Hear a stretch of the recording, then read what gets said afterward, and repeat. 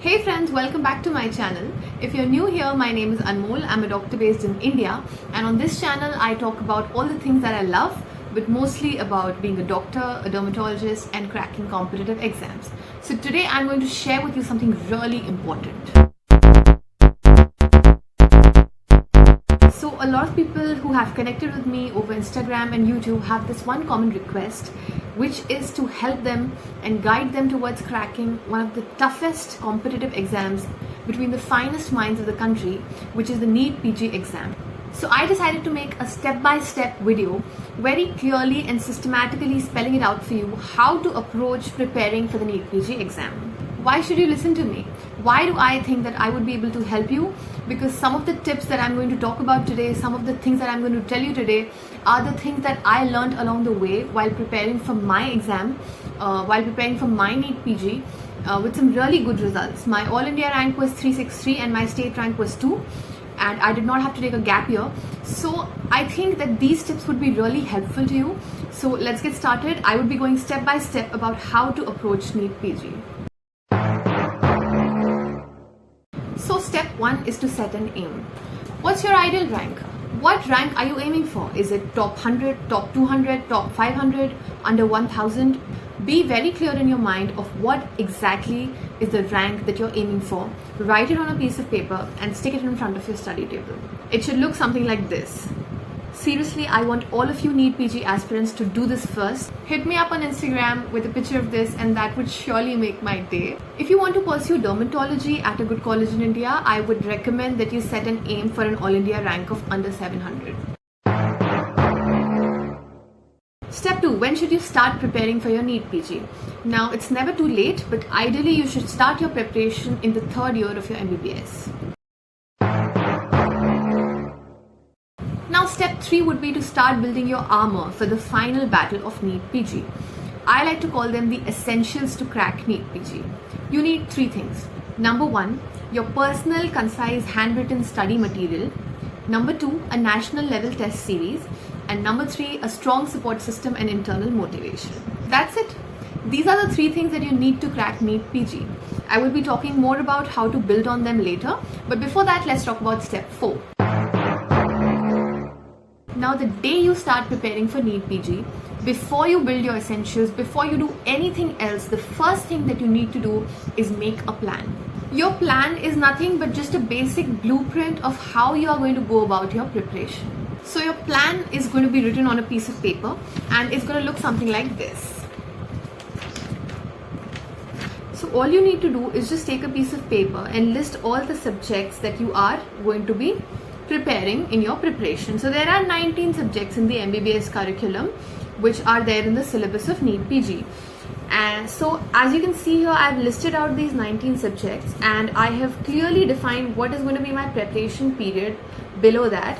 So which is going to be your pre-final year, your final year of MBBS and the internship year. After that, I've written these milestones, which is that what are the targets that I am going to finish by the end of what time. So as you can see here, at the end of pre-final, I have decided that I would have complete, concise, handwritten notes of, for example, these many subjects. And at the end of final year, I would have complete notes of the remaining subjects. So by the end of my MBBS, I would have clear, concise notes of almost all the subjects that are there in the syllabus of NEET PG. Now, during the internship year, what I'm going to do is I'm going to read, understand, and memorize the notes that I have prepared during the pre-final and final year of each of the subject. Also, I'm going to give these tests and any other new information that I'm going to find along the way, I'm going to add in my previous notes. Also, I'm going to be giving grand tests, monthly grand tests, and subject-wise tests after completion of each subject. So the start of your internship till the from the start of your internship till the NEET PG exam, roughly you have around 10 to 12 months. If your internship is starting late, you have around 10 months from what I remember, and if your internship has started earlier, then you have a little bit more time. So from the start of your internship, basically 10 to 12 months prior to the exam, you have to start reading these notes that you have prepared and memorizing them and understanding them. So what you have to do is you have to divide the 10 to 12 month period into 3 parts. As you can see here, the first reading of all subject notes, then the first revision after the first reading, and if time permits, you can go for a second revision cycle. So the first reading will take time of all the subjects. You have to read the notes of all the subjects, you have to give the subject wise tests, etc. So it's going to take some time. So approximately, as you can see here, I have divided so and so months. Here I've given 8 months for the first reading of all subject wise notes. So in these 8 months, I have decided that I will go through all my notes that I have prepared. I would read them, I would memorize them, and I would prepare the subject well. I would also solve MCQs related to that subject. I would give tests related to that subject. So here, over the 8 months, I have divided the subjects and allotted a specific time to each subject in which I am going to complete preparing that subject. For example, I've given so many, X number of days to anatomy, Y number of days to physiology, Z number of days to pathology. And similarly, I am going to allot a specific time period for each of the subjects based on the weightage of each of the subjects. Now, this is very important. You are never going to give equal number of days for preparing all 19 subjects, because some subjects are more important than others. Some have more weightage. So obviously, you're going to divide your time accordingly. So similarly, you have to make a plan for yourself. Here, I have just given an example to help you understand what the plan should look like. So make a plan the first day of your preparation, make this plan, and once you have this plan ready, all you have to do is execute. So step 5 is building your own personal study material. Now, as I said, you need to start your preparation ideally in the 3rd year of your MBBS. So what exactly do you need to start doing in the 3rd year of your MBBS? You need to start building your study material, which is nothing but your personal, concise, handwritten notes of each of the subjects that are going to be your best friends throughout this preparation. Why is building your study material so important? Why is having good notes so important? Because please remember that there are 19 subjects. The syllabus is extremely vast. The vastness of each of the 19 subjects need to be written in a short, concise manner that you can revise again and again during your preparation. So ultimately, the thing that is going to really help you is having your own personal, concise notes of each subject that you can eventually revise later again and again. So all you have to do in the 1st and 2nd year of your preparation, that is the pre-final year and the final year, is that you have to make these self-written, concise, subject-wise notes of each of the 19 subjects. Now for that, I would seriously recommend you to join some preparation courses, because they are really helpful in helping you prepare these notes. Now, how to make these notes is also something that you should understand. You have to make them very seriously and sincerely. They should be neat and tidy. Try to use different colors. Try to make them interesting, because you're going to have to read them again and again. They need to be, nice, well written. Make lots of diagrams, make as many flowcharts as possible. Leave lots of spaces while you're making these notes so that you can add on to them later.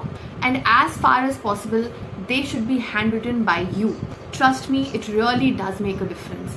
Making your own notes and then later reading your own handwritten notes is very different from reading photocopied notes.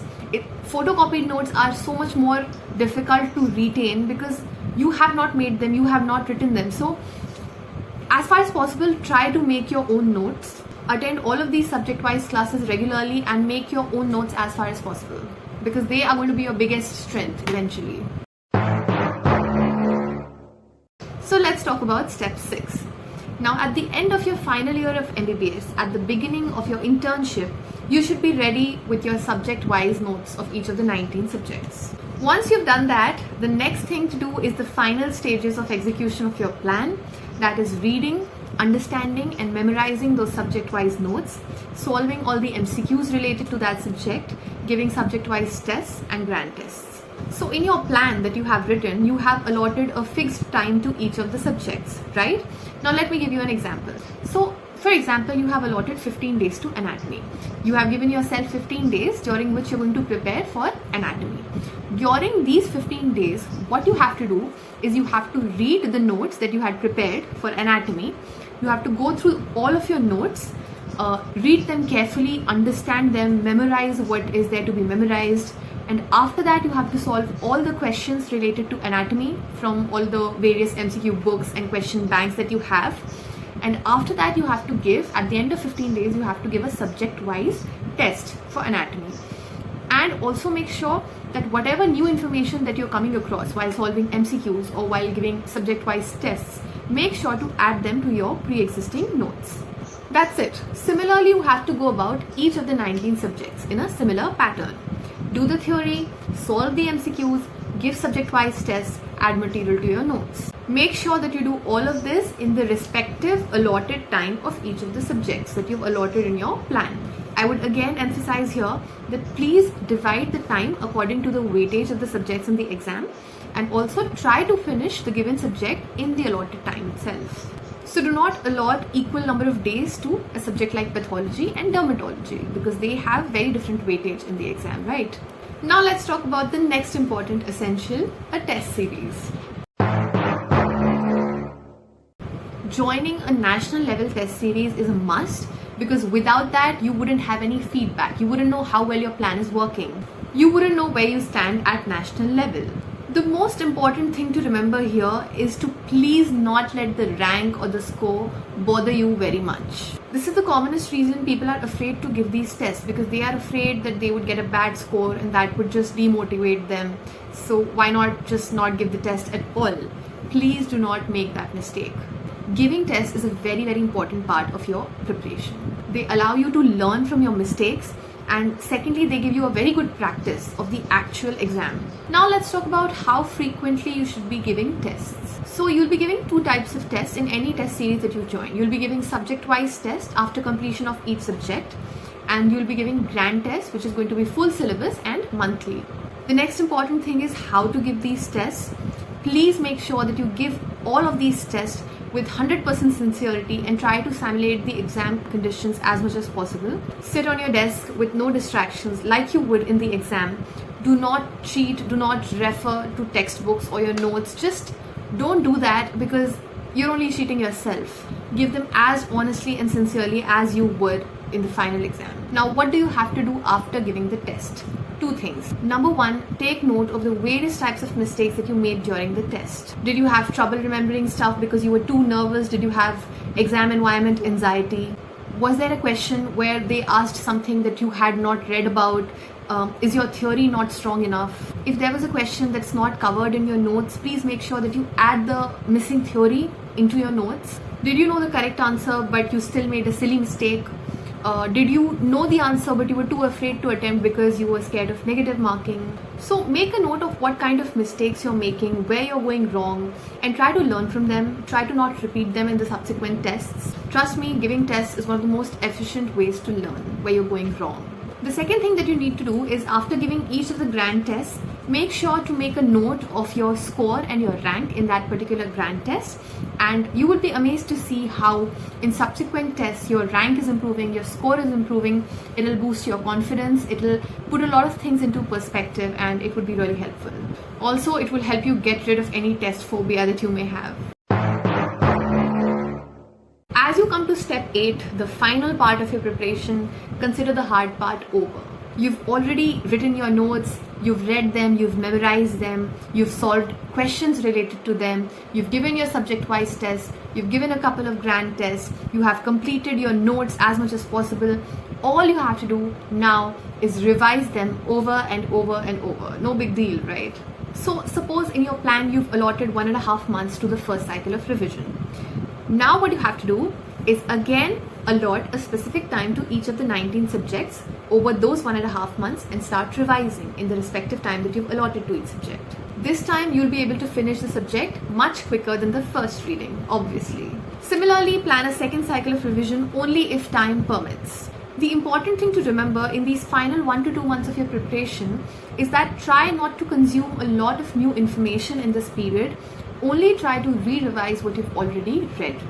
Do not worry, do not stress over anything, do not overthink. Just read and revise as much as you can and give as many tests as possible. This is a time to just revise, not worry at all, and have faith in what you've prepared so far. So that's it. Those were the 8 steps. This was my step-by-step approach towards the NEET PG exam. I wish you all the best. I'm sure this would be very helpful in your preparation. If you have any questions for me, you can drop them in the comments below, or you can connect with me on Instagram. My Instagram handle is on the screen right now. Also, if you found this video helpful, please like, share it with your friends, and subscribe to my channel. Stay focused, prepare well. I wish you all the best. I'll see you in the next one.